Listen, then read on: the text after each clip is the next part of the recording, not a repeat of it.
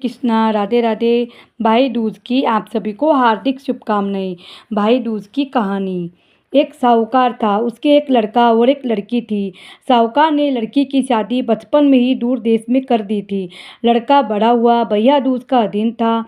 लड़के के दोस्त अपनी बहनों से टीका करवा कर आए तो लड़के ने अपनी माँ से कहा, माँ क्या मेरी कोई बहन नहीं है? मैं भी भैया दूज का टीका करवाना चाहता हूँ। माँ ने कहा, बेटा तुम्हारे एक सगी बहन है, वह दूर देश में पर्वत पर ब्याही है, उतनी दूर कहाँ जाओगे? उसका स्वभाव भी अच्छा नहीं है, इसीलिए मैंने शादी के बाद कभी उसे बुलाया ही नहीं। लड़के ने कहा, नहीं माँ, मैं अपनी बहन के यहाँ टीका करवाने अवश्य जाऊँगा। लड़का माँ से पता पूछकर अपनी बहन के घर के लिए रवाना हुआ। राह में उसे एक सांप मिला। कहने लगा, साहूकार के बेटे मैं तुझे डसूंगा। साहूकार के बेटे ने कहा, भाई मैं अपनी बहन के यहाँ भैया दूज का टीका करवाने जा रहा हूँ, लौटूंगा तब खा लेना। आगे जाकर राह में उसे एक नदी मिली। नदी ने कहा, साहूकार के बेटे मैं तुझे बहाऊंगी। उसने कहा, मैं अपनी बहन के यहाँ पहली बार भैया दूज का टीका करवाने जा रहा हूँ, लौटूंगा तब बहा लेना। ऐसा कहकर आगे बढ़ा। आगे उसे एक पर्वत मिला। कहने लगा, साहूकार के बेटे मैं तुझे दबाऊंगा। उसने कहा, मैं अपनी बहन के यहाँ जा रहा हूँ और जब टीका करवा कर लौटूँ तब दबा लेना। इस तरह चलते चलते भाई बहन के घर पहुँच गया। बहन चरखा काट रही थी। काटते काटते तार टूट गया। तभी भाई आ गया। प्रथा है कि टूटे हुए तारों को छोड़कर बहन चरखा छोड़कर नहीं उठती, चाहे कितना ही जरूरी काम हो। सो वह नहीं उठी। भाई द्वार पर आकर खड़ा हो गया। बहन ने उसकी तरफ देखा भी नहीं। उसे प्रथा का मालूम नहीं था। वह सोचने लगा कि माँ सच ही कहती थी कि बहन का स्वभाव ठीक नहीं है। मैं पहली बार घर आया हूँ, इतना भी नहीं कि उठकर गले मिले, बात करे या पानी पिलावे। भाई वापस जाने लगा जब तक तार जुड़ चुका था। बहन ने कहा, अरे भाई वापस क्यों जा रहा है? मैं तो तेरे ही शगुन मना रही थी।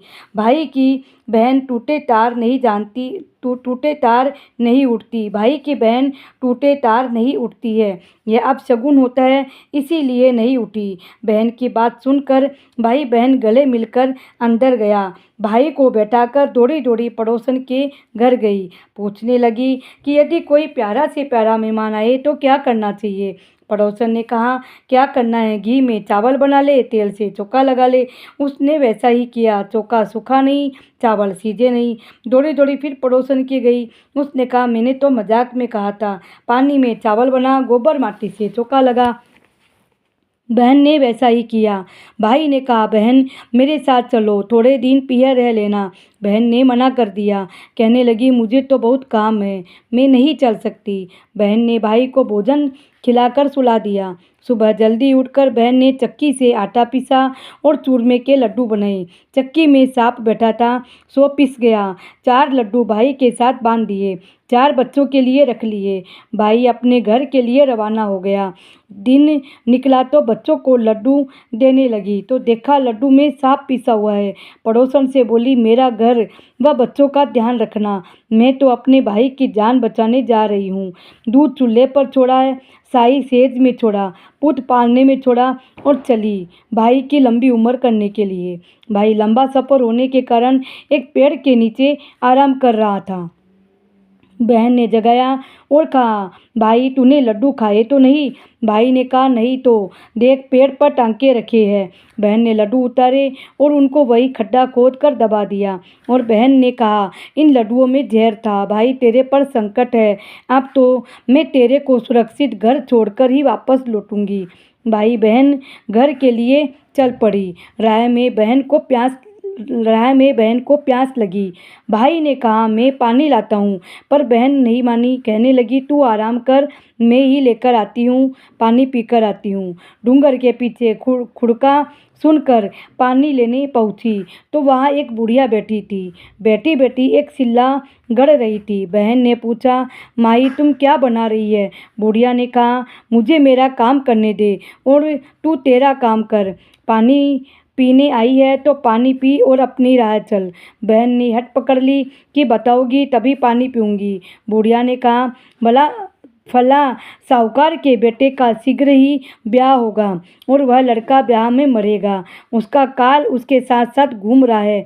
यह सिल्ला सुहाग रात को उस पर जाकर गिरेगी, पर कोई बहन बेटी उसके साथ सोवे और जागती रहे और अपने हाथों में सिल्ला झेल ले तो वह बच सकता है। बहन ने सोचा, यह तो मेरे पिता का नाम है, इसका अर्थ है कि यह मेरे ही भाई के बारे में बता रही है। बहन ने पूछा, माई तुम कौन हो?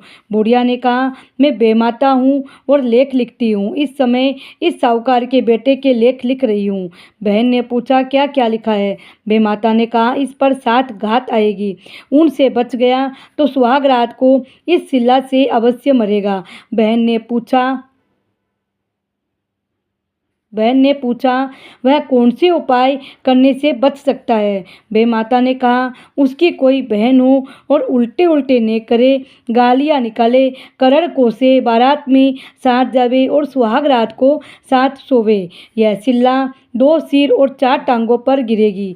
7 सोने से 3 सिर और 6 टांगे होने से सिल्ला गिर नहीं सकेगी। किसी डोबन के बर्तन माजे, जूठन साफ करे और उनसे भाई भतीजों के अमर होने की आशीष लेवे तो वह बच सकता है। बहन वहाँ से पानी पीकर वापस लौटी तो बुरी तरह गालियाँ बकती हुई, सत्यानाश, करम फूटे, शर्म नहीं आती, तू बैठा है मज़े से और पानी तक भी लाकर पी नहीं सकता, पिला नहीं सकता, तेरे को कैसे पल्ले लूँ, कैसे कैसे रोऊँ तेरे को, मेरे तो पैर में कांटे ही कांटे चुभ गए। बहन भाई की रक्षा पाने के बहाने इस तरह की गालियाँ निकालने लगी। भाई ने सोचा, बहन गई तो अच्छी भली थी, अब इसके क्या हो गया? भूत प्रेत लग गया जो यह ऐसे कह रही है? बहन है ऐसे ही कहती है। यह सोचकर आगे बढ़ा। राह में पर्वत मिला, अब मैं तुझे दबाऊंगा। बहन ने गले में सोने के जौ की माला पहन रखी थी, उसमें से थोड़े से जौ तोड़कर पर्वत को दिए और हाथ जोड़कर बोली, हे पर्वत देवता, मैंने नेक दे दिया, अब मेरे भाई को छोड़ दो। पर्वत हट गया। आगे चले तो नदी मिली। वह बोली, हे साहूकार के बेटे, तू लौट आया, अब मैं तुझे बहाऊंगी। बहन ने थोड़े से जो नदी में डाले और हाथ जोड़कर बोली, हे नदी माता, मैंने तेरा नेक चुका दिया, अब मेरे भाई को छोड़ दे। नदी ने राह दे दी। आगे सांप मिला। हे साहूकार के बेटे, तेरे वचनों के अनुसार अब मैं तुझे खाऊंगा। बहन ने उससे भी थोड़े से जौ तोड़कर दे दिए और कहा, हे नाग देवता, यह तुम्हारे दूध के लिए है, अब मेरे भाई को छोड़ दे। सांप भी हट गया। इस तरह बहन ने भाई को संकटों से बचाकर घर पहुंचाया। लेकिन घर पहुंचकर भी बहन भाई को रोज गालियां निकालती, कोसती। माँ कहती, बेटा तू इस मुसीबत को क्यों ले आया? मैं तुझे पहले ही कहती थी कि उसका स्वभाव अच्छा नहीं है। बहन चुपचाप इन लांछनों को सहन करती और किसी को कुछ नहीं बताती। बहन डोबन के यहाँ आधी रात को जाकर झाड़ू व बर्तन साफ करती। डोबन सोचती, आजकल बहुएं काम शांति से कर लेती है, पहले की तरह झगड़ा नहीं करती। इस प्रकार काम करते करते बहुत दिन हो गए। एक दिन डोबन ने उसे देख लिया। उसने कहा, तू कौन है और मेरे यहाँ काम क्यों करती है? बहन ने कहा, मैं साहूकार की बेटी हूँ, मेरे भाई का जीवन बचाने के लिए तेरे काम करती हूँ, मेरे भाई भतीजों के अमर होने का आशीष लेने आई हूँ। डोबन ने उसे आशीष दिया कि तेरे भाई भतीजे अमर रहे। कुछ ही दिनों में भाई की सगाई होकर शादी की तिथि भी तय हो गई। बहन गालियाँ बकती, कोसती और उल्टे उल्टे नेक करवाती।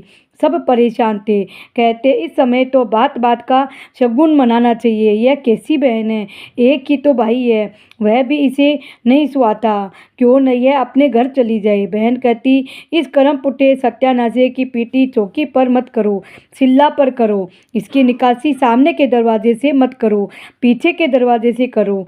सामने के दरवाजे से मैं नहीं करने दूंगी। निकासी के समय सामने का छज्जा टूट कर गिर गया।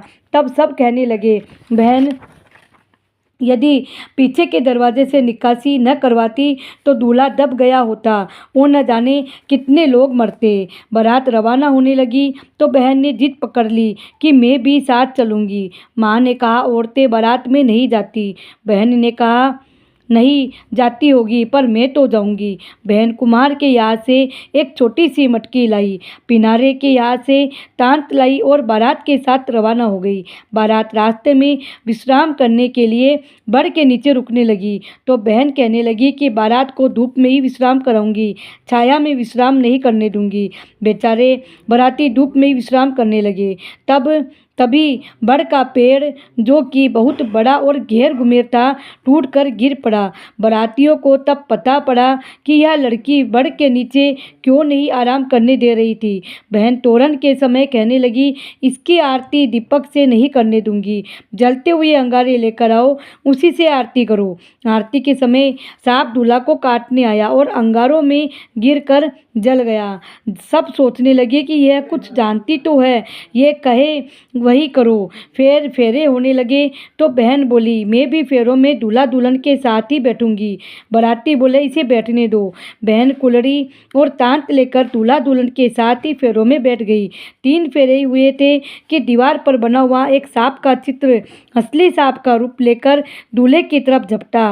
बहन ने झट से उसे छोटी मटकी में बंद कर दिया और ढक्कन से बंद करके तांत से मुंह बांध दिया। लेकिन पंडित डर गया। तब वह बोली, पंडित जी, डरने की कोई बात नहीं है, आराम से फेरे करवाओ।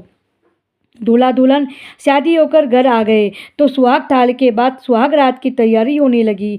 बहन बोली, मैं दूल्हा दुल्हन के साथ बीच में सोऊंगी। माँ ने कहा, क्या तो पागल हो गई है, सो दूल्हा दुल्हन के बीच में सोने की बात करती है। आदमियों ने कहा, इसे सोने दो, यह कुछ जानती है। उन्होंने शादी की प्रत्येक घटना बताई। तब माँ ने हाँ कर दी।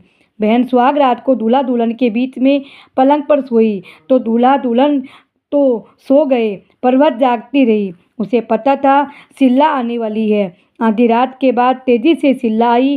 3 सिर और 6 टांकों को देखकर चक्कर खाने लगी। तभी बहन ने उसे पकड़ लिया और निश्चित होकर सो गई। देर रात तक जागने के कारण सुबह देर तक सोती रही। सुबह माँ ने बहुत से मेहमानों को सीख देकर विदा कर दिया। उसी समय बहन उठी। मालूम हुआ कि बहुत से मेहमान विदा हो गए हैं, तो उसने उन्हें वापस बुलाया। बहन ने कहा, आप लोग बैठ जाइए, आप लोगों को मुझे कुछ बताना है। फिर वह बोली, माँ से बोली, माँ, मैं तुम्हारे सिर में जूं देखूंगी। माँ ने कहा, अभी मुझे बहुत काम है, पर वह नहीं मानी। वह माँ के माथे में जूं देखती जाती और माँ के माथे में ठुनका मारती जाती। माँ ने कहा, जूं देख रही है या ठुनका मार रही है? उसने कहा, माँ, जूं नहीं देख रही हूँ, ठुनका मार रही हूँ। ये सब रिश्तेदार वही है जो मेरा स्वभाव खराब बताते थे या मुझे पागल कहते थे। तुम भी कहती थी मैं भाई को गालियाँ बकती हूँ, कोसती हूँ या अब शगुन करती हूँ।